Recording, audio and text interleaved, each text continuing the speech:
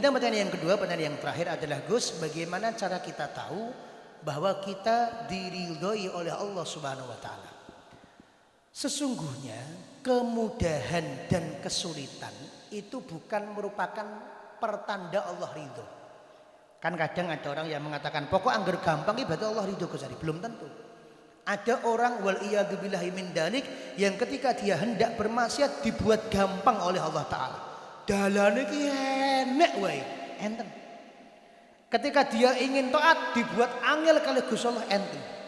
Sehingga global ini kalau ada yang menganggap angger gampang diridhoi Allah, angger ora enggak diridhoi Allah, belum tentu. Bahkan kesulitan dan musibah merupakan sesuatu yang pasti ada pada diri manusia. Yang pasti ada pada diri manusia. Siapa di antara kita yang terlepas dari kematian salah seorang keluarganya? Siapa di antara diri kita yang terlepas dari sakit? Siapa di antara diri kita yang terlepas dari kesedihan?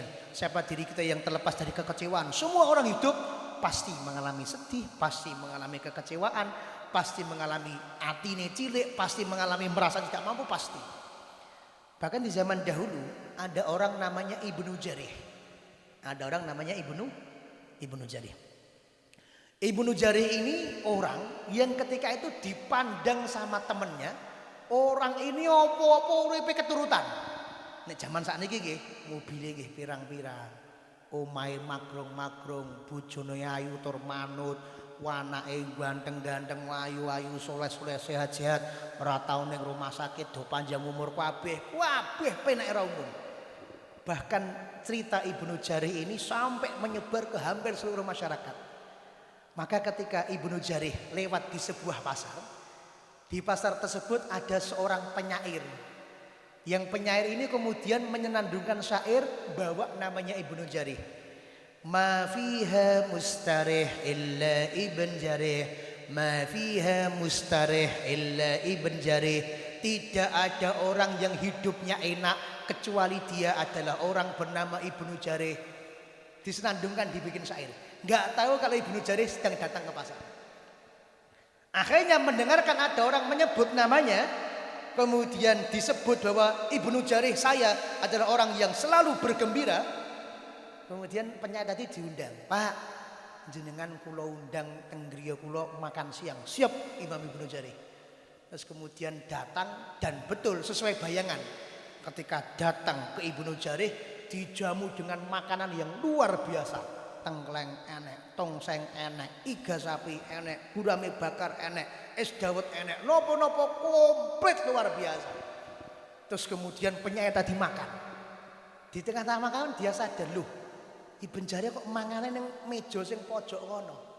Dipanggil sama penyair ini, "Wah, Ibnu Jarih, monggo. Kula nyuwun tulung jenengan derekke dahar sareng-sareng teng mriki." Akhirnya Ibnu Jarih mengatakan, "Jenengan sini aja, biar tahu sini aja."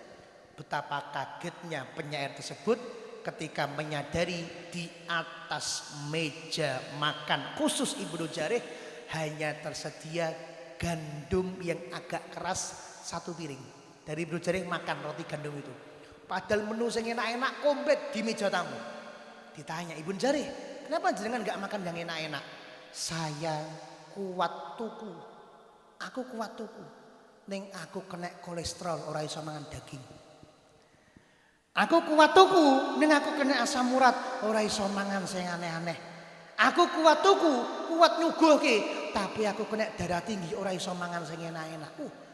Ternyata jenengan sing jarene wong-wong kuwi, wong sing paling enak uripe, ternyata ya ora iso mangan enak. Ya pilih aku.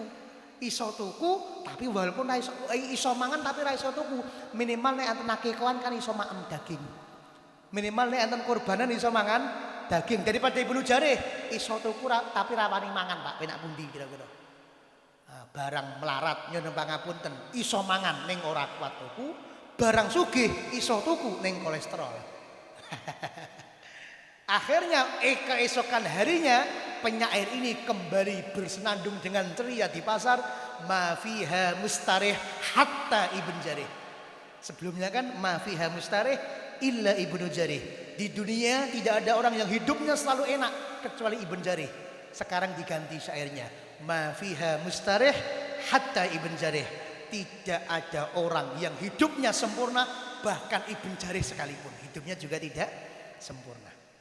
Maka satu-satunya cara kita pirsa panjenengan diridhoi oleh Allah adalah panjenengan digerakkan hatinya, dipapakne awake, diberikan kekuatan, kesempatan, kesehatan, hidayah dan taufik oleh Allah Ta'ala untuk dapat merasakan indahnya beribadah kepada Allah Subhanahu wa Ta'ala.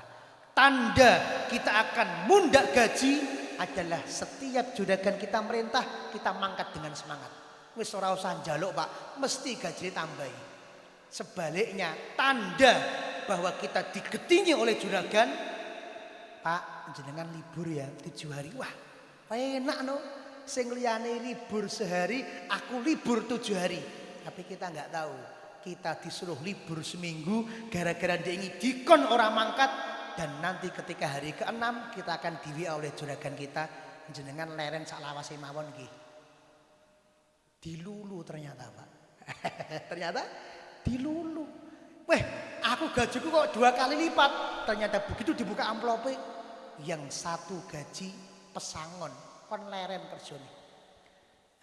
Sehingga tanda juragan kita ridho kepada kita, senang kepada kita adalah kita mentaati semua perintah dan menjauhi semua larangannya. Bahkan kemuliaan pun digantungkan dengan agama. Allah Subhanahu wa Ta'ala memberikan wahyu kepada Nabi Muhammad, kemudian beliau bersabda, "May yuridillahu bi khairan yufaqihuhu fiddin."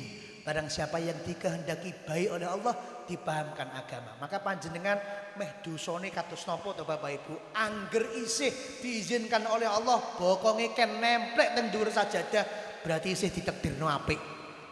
Panjenengan ajeng ekonomine kados pripun? Angger lisane isih gampang muni Allah, berarti isih ditakdirno apik. Kadang ada orang salah paham, Gus Ari, saya sudah sholat tahajud tapi hajat saya belum dikabulkan. Mas, berapa banyak orang yang sudah terlanjur meninggal dunia dan mereka minta oleh Allah Ta'ala, ya Allah hidupkan saya kembali, saya pengen tahajud. Orang yang mati tidak, ya Allah saya hidupkan lagi, saya pengen jadi orang kaya. Enggak. Ya Allah saya pengen hidup lagi, saya pengen tambah istri. Enggak. Ya Allah saya pengen hidup lagi, saya pengen tambah rumah. Enggak. Tapi ya Allah saya pengen hidup lagi dan saya pengen tahajud, saya pengen sholat, saya pengen puasa, saya pengen datang ke majelis kebaikan. Dan panjenengan masih nafas dan diberikan oleh Allah sesuai dengan apa yang diminta oleh orang yang meninggal dunia. Berarti sing diberikan Allah kepada jenengan lebih besar dibandingkan hajat panjenengan. Jenengan tahajud untuk minta agar bisa beli mobil. Tapi yang jenengan nggak tahu, jenengan diberikan kesempatan oleh Allah bisa tahajud itu lebih berharga dibandingkan harga mobil. Ini loh Pak, kadang orang nggak sadar. Sering dengar fadilah tahajud, sering dengar fadilah sedekah, sampai lupa kita bisa sedekah. Sampai lupa kenikmatan kita bisa nemplek ke batok ning nggon panggon sujud. Sampai lupa kita bisa nyebut la ilaha illallah. Itu adalah kenikmatan yang bisa menyelamatkan kita, bahkan diireni sama orang yang meninggal dunia. Dan orang yang meninggal dunia hatta dia orang soleh, dia tetap pengen hidup lagi. Kenapa? Merasa kurang amalnya, merasa kurang kesolehannya, merasa kurang pahalanya. Berarti panjenengan kok saged dipun paringi kesempatan oleh Allah Ta'ala. Ya Allah kok ya iso atase zaman saiki aku tetap nutup aurat. Luar biasa. Kok ya iso atase wong jarang rawuh pengajian, jenengan kok ya iso merawuh pengajian. Inilah kenikmatan yang luar biasa dan menjadi tanda, karena kenikmatan sehat kabeh wong dipun paringi Mas. Kenikmatan sugih kabeh wong diparingi, tapi kenikmatan iso nyebut asmane Gusti Allah. Kenikmatan iso gedek-gedek ketika zikir, kenikmatan bisa menggoyang-goyangkan badan ketika bersolawat, itu hanya kenikmatan untuk orang-orang yang hatinya pun menep di dalam iman dan tauhid kepada Allah Subhanahu wa Ta'ala. Maka tanda diri dari Allah adalah kita masih ditakdirkan untuk melakukan amal soleh. Nanti kok pada suatu saat kita pada sebuah kondisi yang kondisi tersebut membuat kita jauh dari Allah, sebagus apapun kondisi itu, sejatinya itu adalah jenengan dilulu kali Gusti Allah. Pun paringi jabatan, tapi jabatannya marake aduh kali Gusti Allah. pun paringi putra tapi putrane marake adoh kali Gusti Allah, pun paringi rezeki sing kathah tapi rezekine marake adoh kali Gusti Allah, itu adalah kebahagiaan yang menipu. Sehingga jangan dikira wah wong sing luwih sugih kae wong berarti sing luwih berkah, belum tentu.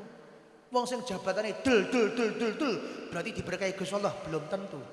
Satu-satunya standar yang bisa kita lihat nyata adalah ketika diri kita masih dipapakne kalih Gusti Allah, masih dipanggonke kalih Gusti Allah dumateng tempat-tempat yang dicintai oleh Allah Subhanahu